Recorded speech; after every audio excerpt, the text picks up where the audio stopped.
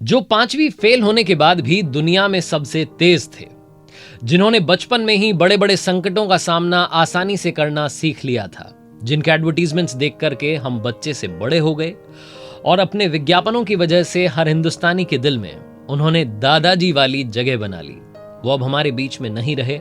नाम है महाशय धर्मपाल गुलाटी जी, मसाला किंग और एमडीएच कंपनी के ओनर, जो कि 97 इयर्स की एज में इस दुनिया को छोड़ करके चले गए। 97 वर्ष की उम्र में भी 18-18 घंटे काम करते थे, मेहनत करते थे। सिंपल लाइफस्टाइल उनकी थी, सादगी के साथ अपना जीवन जिया। उनसे 5 बातें कौन सी सीखनी चाहिए वो आपको बताऊं। इस सीरीज की शुरुआत करूं उससे पहले आपको दिखाता हूं उनके अंतिम समय का वो वीडियो, जब अपने परिवार के साथ में वो देशभक्ति के गीत गुनगुना रहे थे और हिंदुस्तान को, हिंदुस्तान की माटी को याद कर रहे थे। जन्मी है जहाँ पे कला, अपना भारत वो भारत है जिसके पीछे संसार चला। नमस्ते दोस्तों, मेरा नाम है आरजे कार्तिक और सीखोगे नहीं तो जीतोगे कैसे, इस लर्निंग सीरीज में आज हम बात करेंगे महाशय धर्मपाल गुलाटी जी की। उनकी जिंदगी से सीखिए वो 5 बातें जो आपकी जिंदगी को बदल सकती हैं। तो आइए शुरुआत से शुरुआत करते हैं। सबसे पहली लर्निंग, जरूरी नहीं कि हर कोई अधिकारी बने। हम में से बहुत सारे लोगों का सपना होता है सरकारी जॉब पानी, ऑफिसर बनना है। धर्मपाल गुलाटी जी के बारे में कहा जाता है कि 5th क्लास में जब फेल हो गए थे तो इन्होंने स्कूल जाना बंद कर दिया था। पढ़ाई लिखाई में मन नहीं लगता था। इनके पिताजी परेशान थे कि बच्चा करेगा क्या। बहुत दिनों तक इन्हें समझाया कि स्कूल चले जाओ, जाते नहीं थे। पढ़ने लिखने में मन ही नहीं लगता था। तो इनके पिताजी को लगा कि क्यों ना इसको कुछ सिखाया जाए, कोई कारीगरी सीख ले, कोई हुनर सीख ले तो कम से कम कुछ कमा करके खा तो पाएगा। तो पिताजी ने इन्हें लकड़ी का काम सीखने के लिए एक बढ़ई के यहाँ पर भेज दिया। 8 महीनों तक उस बढ़ई के यहाँ पर जाते थे, काम सीखते थे, वापस आते थे, लेकिन वहां पर भी इनका मन नहीं लगा। इन्होंने कहा पापा जी ये काम नहीं करना। इनके पिताजी ने इन्हें चावल की फैक्ट्री में काम करने के लिए भेजा। वहां भी कुछ महीनों तक काम किया, लेकिन वो काम भी इनको नहीं जमा। अपने पापा से कहा ये भी मुझे नहीं करना है। इनके पिताजी ने इन्हें हार्डवेयर की एक दुकान थी, वहां पर भेजा कि वहां जाकर के काम सीखो। हार्डवेयर का काम सीखा, वो भी इनको नहीं जमा, वो भी इन्होंने नहीं किया। इनके पिताजी ने सोचा क्या करें, तो जो उनका पुश्तैनी काम था, जो उनकी खुद की दुकान थी मसालों वाली, वहां पर अपने बच्चे धर्मपाल गुलाटी को बैठा दिया और कहा कि बेटा अब तुम्हें यही संभालनी है। 18 साल की एज में, 18 वर्ष की उम्र में इनके पिताजी ने इनकी शादी करवा दी और पिताजी को लगा कि बस मेरी जिम्मेदारियां खत्म है, अब धर्मपाल की जिंदगी धर्मपाल जाने। लेकिन धर्मपाल गुलाटी जी की जिंदगी में उस उम्र में एक इतना बड़ा संकट आया, अगर कोई और होता तो शायद बिखर जाता, लेकिन धर्मपाल गुलाटी जी वहां से निखरना शुरू हुए। उसकी बात करते हैं लर्निंग नंबर 2 में। बहुत पहले मैंने कहानी में कहा था कि ये भी कट जाएगा। जब भी संकट का वक्त आए तो याद रखना कि ये भी कट जाएगा। यही है महाशय धर्मपाल गुलाटी जी की लर्निंग नंबर 2। सियालकोट, जहां पर महाशय धर्मपाल गुलाटी जी का जन्म हुआ, जहां उनका परिवार था, जब 1947 में देश विभाजन हुआ, बंटवारा हुआ, तो वो जगह पाकिस्तान में आ गई और उस वक्त दंगे भड़क गए थे। महाशय धर्मपाल गुलाटी जी को अपनी जान बचाने के लिए वहां से भागना पड़ा। रातों रात ट्रेन पकड़ के लाहौर से अमृतसर पहुंचे। जिस ट्रेन में वो चढ़े थे उसमें लाशें ही लाशें बिछी थीं। अपनी जान पर खतरा था, संकट था। उस संकट के वक्त में भी उन्होंने भरोसा रखा कि सब कुछ ठीक होगा, शायद हिंदुस्तान जाने के बाद में तस्वीर बदल जाए, फिर से मेरी जिंदगी में वो खुशियां लौट आए और जो मैं करना चाहता हूं वो मैं कर पाऊं।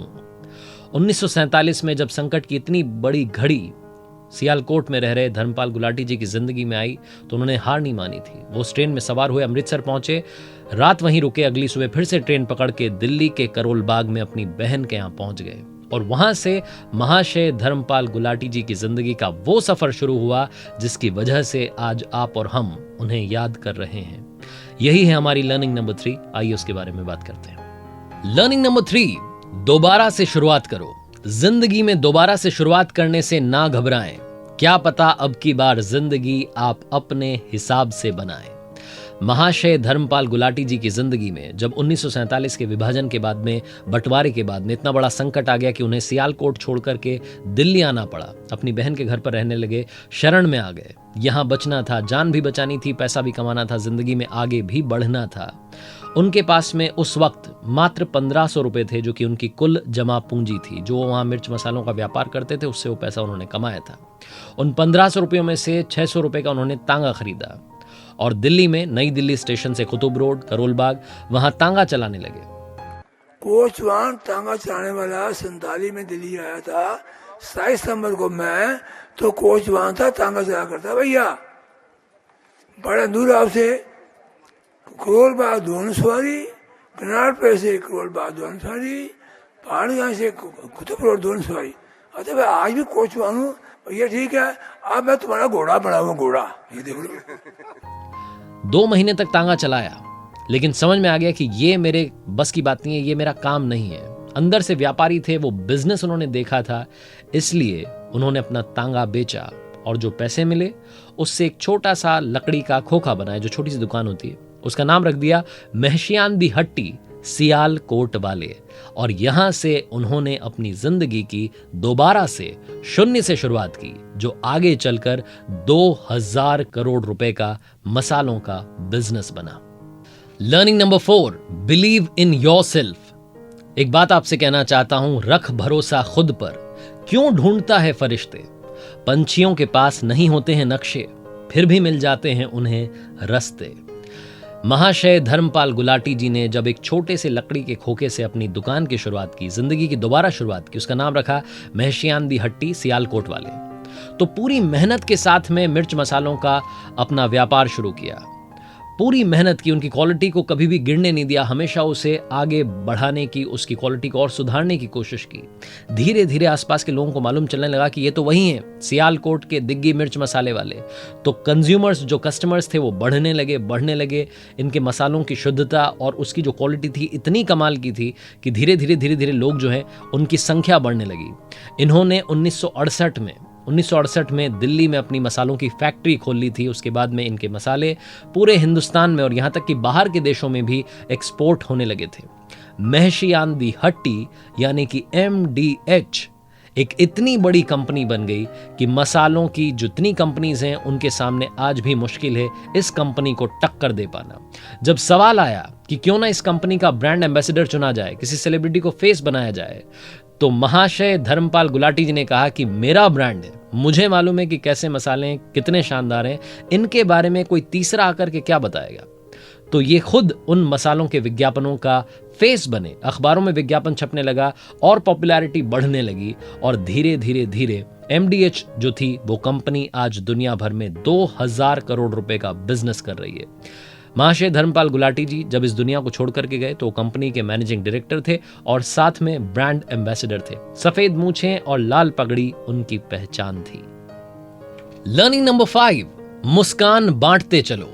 महाशय धर्मपाल गुलाटी जी की तनख्वाह 2016 में 21 करोड़ रुपए थी, जो कि उस वक्त की बड़ी बड़ी कंपनीज के CEO से भी ज्यादा थी। इतनी मोटी तनख्वाह होने के बाद में भी उनका मानना था कि मुस्कान बांटते चलो। अपनी सैलरी का 90% हिस्सा, इतना बड़ा हिस्सा वो दान कर देते थे, डोनेट करते थे और यही कहते थे कि यही जो है सबसे बड़ी शांति है। उनके क्लाइंट कहती हैं कि वो हमेशा कहते थे पैसे में सुख 2 घड़ी का और सेवा में शांति जिंदगी भर की। इसीलिए वो शांति अगर पानी है तो मुस्कान बांटते चलिएगा, जितना कुछ है उसे बांटते चलिएगा। यही सिखा कर गए हैं महाशय धर्मपाल गुलाटी जी, जो अब हमारे बीच में नहीं है, लेकिन उनकी जिंदगी से जितना सीखें उतना कम होगा। हमेशा सादा जीवन जिया, कभी कोई बुरा नशा, कोई बुरी लत उन्होंने नहीं अपनाई। उनकी जिंदगी में उनका फंडा था हार्ड वर्क करना है, जी तोड़ मेहनत की और शून्य से शुरुआत करके 2000 करोड़ रुपए की मसाला कंपनी खड़ी कर दी। 18 घंटे इस उम्र में भी वो मेहनत करते थे, काम करते थे और हमेशा मानते थे कि जिंदगी में आगे बढ़ने का एक ही फॉर्मूला है जिसे हार्ड वर्क कहते हैं। महाशय धर्मपाल गुलाटी जी जो आज हमारे बीच में नहीं है, बस यही कहना चाहता हूं, आपके स्वाद हमारे बीच में हमेशा रहेंगे और अब तो लगता है कि स्वर्ग भी आप मसालेदार बना देंगे। आप हमेशा हम सभी को याद रहेंगे, हम सभी के दिलों में जिंदा रहेंगे।